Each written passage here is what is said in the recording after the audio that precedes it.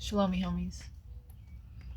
I'm here to speak more about the spiritual battle that we are all embroiled in as children of God. Light versus dark, truth versus lies, good versus evil.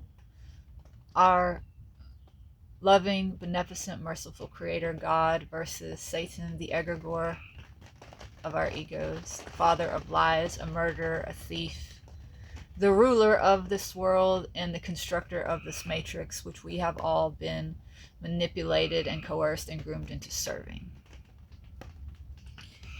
I want to talk about that. And one of the primary ways that we all serve that is by participating in the economic structure known as capitalism, which requires ruthless competition and exploitation, which ultimately brings death, which is not to our advantage as living beings, wouldn't you say? So how have we been coerced and groomed into fueling a system that is out to devour us and make it its fodder and fuel? That's what it's doing. Well, we've been lied to about the nature of life altogether. See, we're taught social Darwinism, the theory of evolution. Not that evolution isn't real. That's not the lie. I think evolution is a very intelligent thing, most likely how life goes on, right? It learns, it sees patterns, it does the thing that's most conducive to it going on. But social Darwinism, the theory of evolution as posited and presented by Charles Darwin, says that it is ruthless competition that drives evolution and therefore supports life. That's a lie that serves this lie. Takes the truth and it twists it just a little bit. Okay? Yeah, we evolve. But in what direction? What fuels that evolution? Cooperation. Okay. And there were contemporaries of Darwin, okay, by the name of, there was the Russian naturalist and philosopher Peter Kropotkin that spoke about cooperation rather than competition being the primary driver of life and evolution. Okay, so Peter Kropotkin is the most famous contemporary of Darwin who extensively studied and spoke on cooperation in his seminal 1902 work, Mutual Aid, a Factor of Evolution. Kropotkin argued against social Darwinists, stating that cooperation and mutual support, not ruthless competition, were the primary driving forces behind evolution and societal progress. Alfred Russel Wallace, another notable contemporary of Darwin's. He co-discovered the theory of evolution by natural selection and also wrote and lectured extensively on ethics, human culture, and the development of higher moral faculties, which he believed transcended a purely competitive struggle for existence. And yet, I was not taught about either of these people in public school. Were you? No, because that doesn't support the lie. Right? The lie needs us to compete ruthlessly and to destroy one another. I always knew that deep down. Like, I knew something wasn't right. I knew that my heart was at odds with this world. I didn't understand all the ways. But this is why so many of us are sick and depressed and anxious, because we all do feel at odds. We are all at odds, actually, with this lie, because we come from the truth, and the truth is life, and we are life. But we have been tricked and groomed and manipulated into serving death, Satan, the egregore of our egos.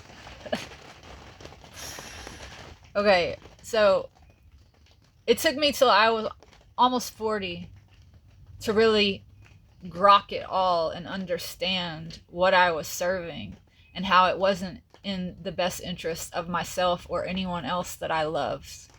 It wasn't in the best interest of life itself. How I finally woke up and realized I was serving a lie, and how I finally got the courage and the guts to pull away from the lie and stop serving it.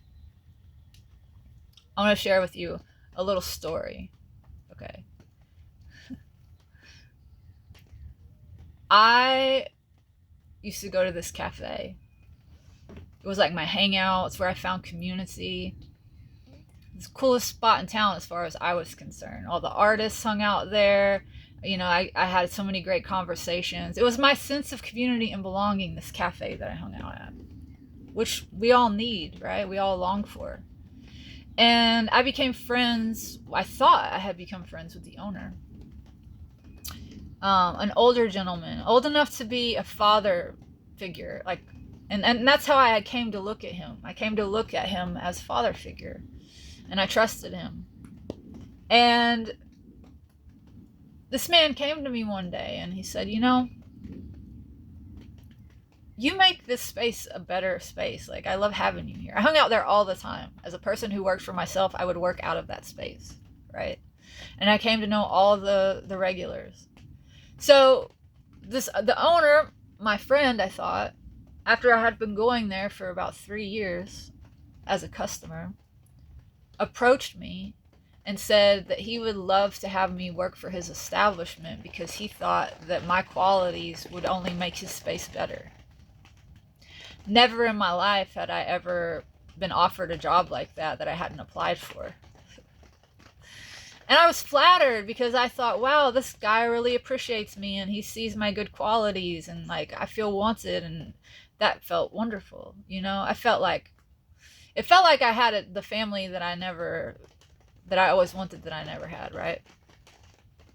So I went to work for him, and he had all women working for him. I was the oldest by far. Most of the other girls or women that worked there were at least 15 years younger than me, okay? They became like my sisters. And I watched over them. That's kind of the role that I took, was looking out for them, you know? Long story short, after I had been working for this man for a while, and after I had begun to tie my own personal business into his business through an offer he made to let me do chair massage there outside of the cafe on the nights I wasn't working. He would have live music. So he offered to let me set up a chair outside and do chair massage as a way to promote my business and grow my business. And I did. And my business was taking off. Okay, I was doing really well. And I was growing in confidence, and I was beginning to really thrive. You know, I struggled a lot as a young adult, not having much of a support system. It took me longer to like reach the benchmarks, you know. But I finally felt like, you know, I was 39, and I thought, oh, I'm finally growing up, you know, according to society standards. I'd bought into all the bullshit, like needing to prove myself thing. But I was getting more in my ego is what was happening. My ego was feeling like, oh, I'm somebody, like, and the proof of that is my business is doing well and I'm making lots of money and all these people like me and respect me. And okay, so all of that was going on. So this man that I thought was my friend, who came to me and said, I like you and I think you could really do wonders for my business. Okay. After I had worked there a while and tied my own business into it, became attached and dependent upon it, he came in and he leveraged that against me, and he said, you know, if it weren't for me, you'd be broke in a week. Then he started putting his hands on me in a sexual, inappropriate way and making inappropriate sexual comments to me, letting me know he could do whatever he wanted now because he owned me, because everything I had, I owed it to him. Okay. My life kind of fell apart after that, you know. All my traumas came up. I left there, obviously, because of what he was doing, and that meant that my business was negatively impacted, my social structure was negatively impacted, my sense of community and belonging, all of this stuff came up for me. I had a crisis. I felt betrayed because I had been. I questioned my ability to make good choices, and I went into a dark night as a result of all of this. But ultimately, what I realized was like, that is our culture in a nutshell. That is what capitalism is always doing to all of us. It is using the gifts that God gave us, exploiting it, capitalizing off of it, telling us that we ought to be lucky and thankful and grateful that we let it use us and abuse us. Brainwashing us, making us believe that everything we have we owe to it, rather than the other way around, which is true. Okay. It's a lie. Take a look around you. It's all lies. It doesn't care about you, the system. It's using you, it's abusing you. It's digging a pit. You're digging the pit that is your own grave by serving it, and one day it will push you in and it will bury you, and you might still be alive when it does it. Okay, it's a murder is what I'm saying. You don't owe it anything. You don't owe it your life. Everything that it is because it has stolen from you as a child of God.